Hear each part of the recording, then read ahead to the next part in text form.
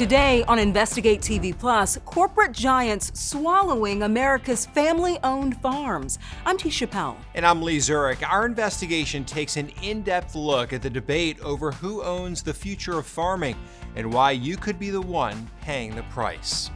Plus, criminal defendants waiting years for trial. There's not any justice happening in our criminal justice system.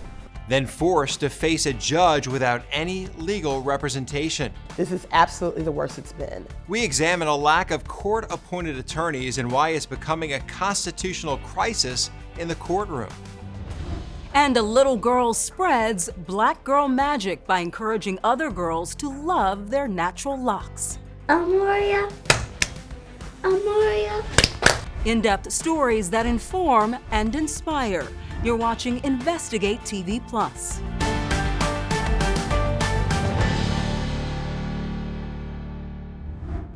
Investors are snapping up farmland across America, and critics warn that it's pushing out small family farms. But advocates say it's giving more people a stake in the land and helping prop up the market. Investigative reporter Kristen Crowley, in partnership with Investigate Midwest, explores what experts say this means for rural America and why one farmer decided to sell his land while he could. I'm a fourth generation farmer, fourth generation American. Farming isn't a job for the weak of heart or mind. Several different things can wear on you emotionally, you know. Actually, I'm 25 and these gray hairs. Darvin Bentledge keeps a sense of humor about the career he's held for more than 50 years. A job he's loved, even when it didn't love him back. My back's got where I can't take it anymore. The stress and the strain mean Darvin's ready to hang it up and retire. But unlike the 3 generations before him, he won't be handing the reins over to his children. They didn't want to get into farming. Well, I didn't encourage it much. Despite not keeping the farm in the family, he did hope to keep it with a family. When you put your farmland up for sale, did you have any young farmers interested in buying your land? Yes. I had lots of young guys. But none could come up with the $4,500 an acre price tag, more than $3 million for the roughly 700-acre farm.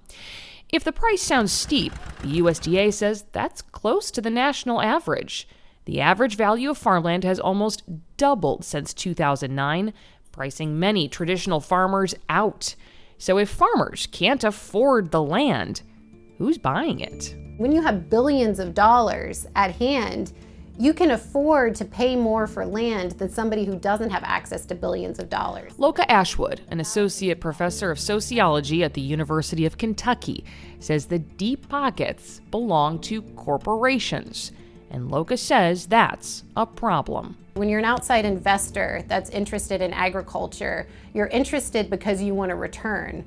Now, everybody wants a return on their work, but the difference with these outside investors are they don't have the same community ties, the same community attachments a farmer does. According to USDA data, the value of farmland has seen consistent, steep increases over the last few years, despite market conditions that should have slowed down growth.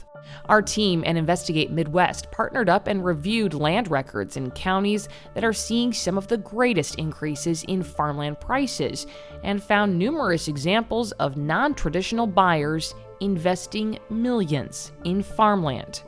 Our review found a company owned by a Tennessee billionaire spent more than $22 million on 9 properties in Illinois. The owner of an NFL team has spent more than $84 million on thousands of farm acres in recent years.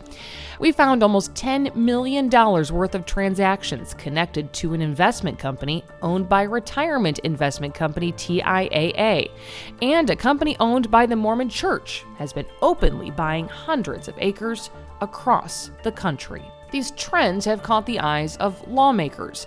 The Farmland for Farmers Act aims to limit the rising rates of corporate investment in farmland. Its sponsor, Senator Cory Booker, says, quote, "We must protect farmland from becoming an investment strategy for huge corporations and ensure independent family farmers are not locked out of the opportunities to thrive." But some say not every corporation is a threat to farming. I think you just got to look at how much acreage or money certain entities control, and then what the effect of that is. Brian Luffman is president and founder of American Farm Investors, an LLC that buys land at scale, allowing individuals to invest in agriculture without having to front the entire cost of a farm. But Luffman says corporations aren't solely to blame for the rise in farmland prices or dwindling farmers. If you completely cut out groups like myself from buying farms around, I think the prices of farmland will probably go down a bit, but I'm not sure that there's going to be a whole lot of buyers that are willing to go back. Instead, he says companies like his could actually make the future brighter for America's farming industry. As long as people who are buying the farms are actually trying to help lease it to good farmers, help produce some scale, I think every single one of my farmers would say what we're doing is a good thing for them. Back on Darvin's farm. Come on, girls. Who ended up buying your land? Ended up being corporations The very thing that you don't want to happen. that I didn't want to happen. In the end, Darvin says it was a business decision. He had his family to think about and their future. The future of farming, he says, is beyond his control alone. That, he says, rests on the government's shoulders. If nothing changes, what does the future of farming look like to you? It'll be bigger farms, more corporate control, and food prices will go like they have been going. I mean, Food prices are going to go up. food prices are going to go up or stay high, you know, they're not going to come back down. Investigative reporter Kristen Crowley joins us now. Kristen, what is the biggest impact people at home may see from more corporate farming? As you heard Darvin mention at the end, this could impact the price you pay at the grocery store. When corporations buy up farmland and consolidate it, that means less competition. Less competition means less need for competitive pricing. And that has a ripple effect on almost every item you buy at the grocery store. What kind of impact can consolidation in agriculture have on the food supply chain? If what you're buying has only one supplier, so like chicken or beef, and one thing goes wrong, preventing the production of those things, then you can't access that product. There's no other sources to turn to. It's a real risk for farming and for farming consolidation, where there are fewer and fewer entities we can rely on for the items we need. Still to come, Goodwill hunting. We'll try it all on and edit out before we leave. We go inside a secondhand store and show you firsthand how to get the most for your dollar. But first, a lack of court-appointed attorneys slowing the wheels of justice. Their lives are in hold. They're locked in a cage. We hear from a mother whose son has been waiting in jail for years to go to trial.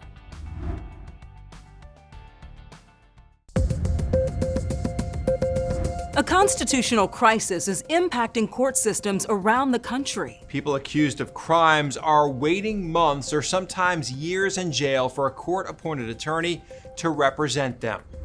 What we have right now is akin to the scenarios that we decry when we say, well, look at the criminal justice system in China or Iran. Fulton County, Georgia Superior Court Judge Robert McBurney often sees defendants in his courtroom without representation. When you call the district attorney's office to say what's going on with my case, the answer is nothing, because there's no lawyer for the defendant. The right of a criminal defendant to have an attorney was first established by the Sixth Amendment, but it was limited to criminal federal cases.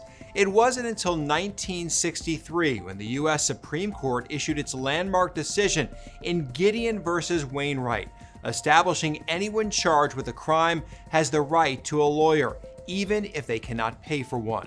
But the High Court did not determine how this was to be achieved. John Rapping is president of Gideon's Promise, a national public defender advocacy organization. Undoubtedly, there are people sitting in jail accused of crimes who are innocent. We can't possibly know that until they get a lawyer who can gather information and shine light on what actually happened. But this crisis is not limited to a shortage of attorneys. Legal experts say most criminal defendants are represented by a court-appointed attorney who also works in private practice. But for these criminal cases, the government pays them. In some states, budgets limit the pay these court-appointed attorneys get to represent clients in need. According to the Sixth Amendment Center, this can limit the effectiveness of assigned counsel by paying them hourly rates that don't cover their overhead costs. Reporter Jeremy Finley shows us how this lack of funding has some criminal defendants in Tennessee waiting years for justice. This was him in kindergarten. The son she watched grow up is a son Kima Martin can no longer see. Sometimes it just feels like he's just a voice to me. A voice on the phone from the Davidson County Jail. After being charged in a 2017 deadly shooting at a North Nashville gas station, he's been in jail for nearly 3 years, but he's not convicted. It's been a roller coaster ever since that day. So how does someone end up in jail for that long, waiting for their lawyer to defend them in court? Kima Martin says the problem started when a court-appointed attorney didn't properly represent her son, failing to file motions like trying to get his case separated from the man, affidavits say, is the actual shooter. The attorney, she says, even moved out of state without notice. She's like, he gave up. He's like, whatever. Their lives are in hold. They're locked in a cage. And attorney Dawn Diener, who heads up the nonprofit law firm, the Choosing Justice Initiative, says Martin isn't the only one waiting for years. There's a significant number of people today, I would say, who are in the Nashville jail who have been waiting more than 3 years for a trial.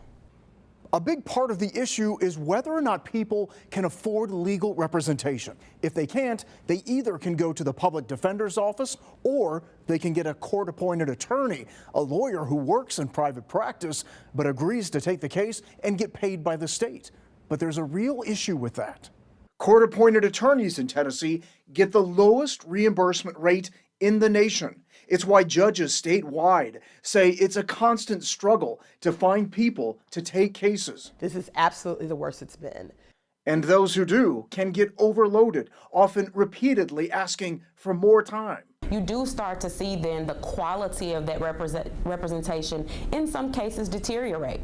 The courts are calling on the General Assembly to increase funding for court-appointed attorneys. There's not any justice happening in our criminal justice system. It leaves people like Terry Martin in limbo, only able to hear, not see, his mother. I want to be free. I want to, go home and be able to sit back down in the living room with my mother and watch a movie. In Tennessee, the state pays court-appointed attorneys a reimbursement rate of $50 an hour. It hasn't changed since 1997. In January 2023, the courts called on the Tennessee State Comptroller to investigate whether that low reimbursement rate is impacting cases. That report hasn't been published yet. As for Terry Martin, he did get a new court-appointed attorney, but his mother says that attorney has been battling health issues, so there hasn't been any movement on his case. In Nashville, I'm Jeremy Finley. Our in-depth coverage of legal representation continues on our website, InvestigateTV.com. You can watch and read our 4-part series about the constitutionally guaranteed access to legal representation in court and the challenges that arise when the supply of defenders is limited. Just search The Sixth on our website. Still to come, a little girl inspired to help others embrace their natural hair. It's a great thing that it's out because it could really help little girls that have Afro puffs. We'll introduce you to Amoria and her magic Afro puffs.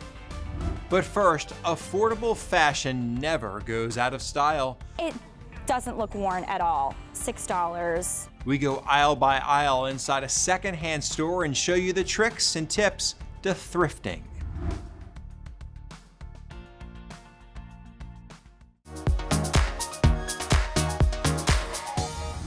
If you've ever heard someone say they're going thrifting, you might be wondering what they mean. Simply put, thrifting means to go shopping at a thrift store, garage sale, or flea market where you'll find gently used items at discounted prices. A 2023 survey found 60% of people in the United States say they've made at least one secondhand purchase in the past year. That's up 11% since the start of the pandemic. Reporter Cassidy Williams takes us inside a thrift store with an expert who shares the secrets of secondhand shopping. Thrifting is becoming more popular, but sometimes finding a good item can feel like finding a needle in a haystack. So we came to the Glastonbury Goodwill with Connecticut blogger Annie Lloyd Burton to get her secrets. First thing we want to do before we get going is find out what this store's discount is. This week, the discount color is green. Anything with a green tag is half off. Almost all thrift stores will have some kind of tag discount to keep inventory moving. If you don't see something that's obviously posted, just ask at the front before you start shopping. Once in the aisles, Lloyd Burton goes through every item, being open to things outside of her own size. Sizing can sometimes be irregular, and especially with vintage items. She adds items that are maybes to her cart along the way. We'll try it all on and edit out before we leave. She grew up thrifting and is glad to see the trend growing with the help of social media. This stuff is the combination of 2 different hauls, 2 different trips, 2 different Goodwills. She shares her own thrift hauls on her Instagram and TikTok pages. It's a great way to try something that might be a trend and you're not so sure about. Goodwill of Northern and Western Connecticut says they've seen sales climb 6% year over year since 2021. Since 2022, Goodwill estimates the 42 stores in this branch have saved 23 million items from landfills. It doesn't look worn at all. $6. Lloyd Burton shops for her 2 toddlers, too. It can be a little overwhelming to just see all this stuff, but if you have a laser eye for what you know you need, it's going to jump out at you and it will keep you from buying things just because they're cheap. As a busy mom, she says finding good items is all about shopping frequently. These stores are getting new items every day, so if you keep going, you're going to find what you're looking for, and you don't necessarily have to spend the whole day scouring and digging. At the end of the trip, it's time to make decisions. So now we edit. What does that mean? What does that look like? So I put a lot of things impulse in my cart. I want to weed it out so I'm not spending a ton of money. She puts a few items back. This one is great, but I'm probably not going to wear it for a while because it's chilly. And then it's time to check out. Around $40 for a big box of wrapping supplies, 2 shirts, a pair of pants, and a velvet skirt. 5 items with a new home that isn't the trash. So my secret is I like doing this for glassware. Champagne glasses, wine glasses, I like to buy those from the thrift store. That's pretty cool. I don't have the patience to like go through every aisle and look or something like that. I saw you judging those clothes she was picking out. Oh, I like that. I don't know about that. I was glad she put the floral skirt back. She did say that when she was watching it. Nice stuff. Well, thrifting doesn't just save you money, it also has environmental benefits. The website True Earth says shopping at thrift stores significantly reduces the carbon footprint associated with manufacturing and shipping. Not only are fewer resources used during thrift shopping, Goodwill says fewer items are thrown away, helping cut back on the amount of clothing that ends up in landfills. And synthetic fibers that are used in 72% of clothing can take hundreds of years to decompose. Up next, a little girl who longed for straight hair. It made me feel sad. Teams up with her mom to inspire other young girls to love their locks.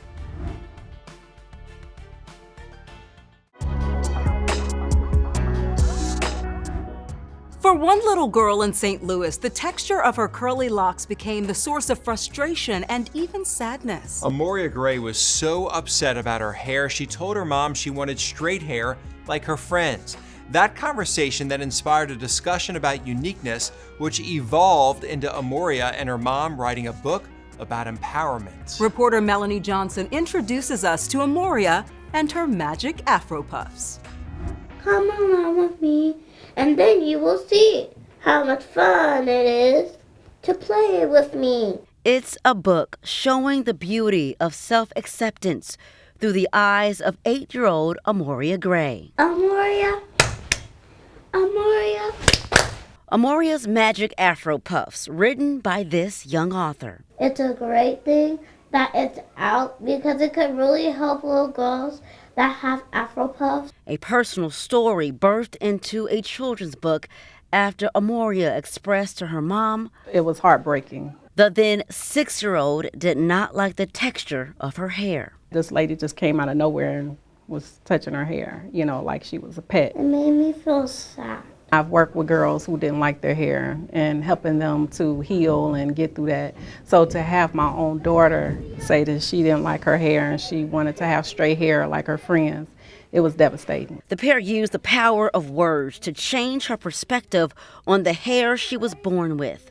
Amoria now sees it as the magic that makes her special. We're all different and we're all unique. How do we get to writing a book to make it better? Yes, we turned that sadness into gladness, so to help inspire other little girls. The book's mission has evolved into an empowerment movement for kids struggling with self-acceptance. Mothers have come up to us at vendor events and have shared with us like the book has helped them. Taking Amoria's affirmations of self-love on the road. I am loved. At book signings, school visits, social media, and even on her own YouTube channel. We could be anything. Celebrating confidence and fighting back against low self-esteem with her mom and community by her side. We want girls to be inspired. We want families to be inspired that they don't have to be anybody else but themselves, to love themselves.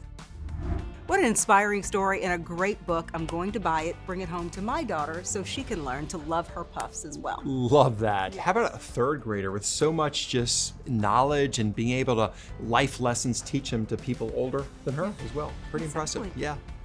Well, that's going to do it for us on Investigate TV Plus. I'm Tisha Powell. And I'm Lee Zurich. Thanks for watching.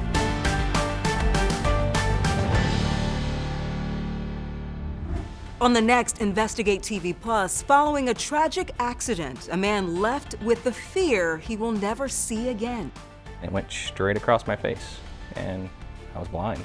You know, my eyes just looked like something from a horror movie. The promising experimental procedure giving him and others new hope.